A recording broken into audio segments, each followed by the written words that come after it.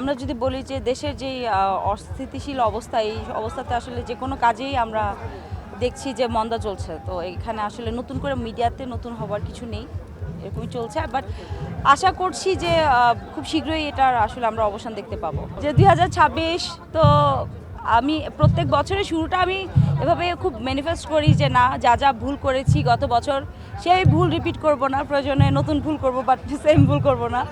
তো এই চেষ্টাটাই থাকবে, নতুন ভুল না করে, সেম ভুল রিপিট না করে যদি ঠিকঠাক থাকা যায়।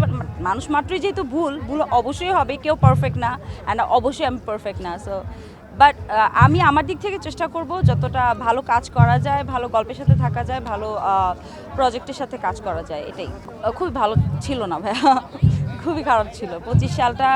সামহাও আই সারভাইভড, অ্যান্ড বেশ আপস অ্যান্ড ডাউনটাই বেশি ছিল। আমি আসলে খুব একটা কাঁদি না, যেটা সত্যি কথা। বাট 25 সালের বেশ অনেকটা সময় কাঁদতে হয়েছে আমাকে। এই জায়গাটা আমরা কাজ করি, মিডিয়া সেক্টর বলেন বা যে কোনো সেক্টরই হোক, অনেক ডিফিকাল্ট প্রত্যেকটা মেয়ের জন্য। আমরা যারা ওয়ার্কিং মাদার আছি, ওয়ার্কিং ওম্যান আছি, সবার জন্যই অনেক ডিফিকাল্ট। সো সেই জায়গা থেকে আমার মনে হয় যে নিজেকে শক্ত রাখবার জন্য আসলে নিজেকেই ভালোবাসতে হবে, নিজেকে ওভাবে তৈরি করতে হবে, অন্য কেউ এসে করতে পারবে না সেটা।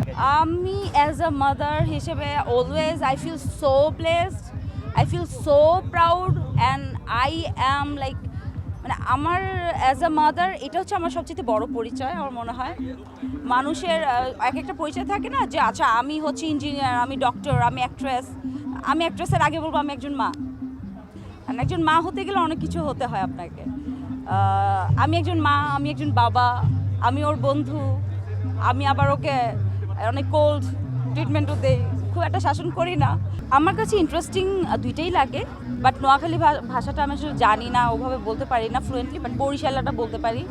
সো বরিশালাটা আমার জন্য কমফোর্টেবল, বাট নোয়াখালী ভাষা শিখতে চাই। যেমন আজকে আমাদের যে গাড়ি চালিয়ে নিয়ে আসছেন ড্রাইভার সাহেব, উনি নোয়াখালীরা ছিলেন, কিন্তু নোয়াখালী ভাষাটা ওভাবে বলতে পারছিলেন না। বললাম আপনি ভালো পারেন না, আপনার থেকে আরও বেটার অনেক শুনেছি। সো উনি নিজেও বলতেছিল যে আমি অত ভালো পাই না, শিখবো, তবে নোয়াখালী ভাষা শিখবো, চিটাগনির ভাষা শিখবো, সিলেটি ভাষা শিখবো, ফ্রেঞ্চ শিখবো, স্প্যানিশ শিখবো, ইচ্ছা আছে। ছোটোবেলা থেকে আমি অনেক স্পোর্টি, সেটা যে কোনো ক্ষেত্রেই হোক, সেটা মিউজিক হোক, নাচ হোক।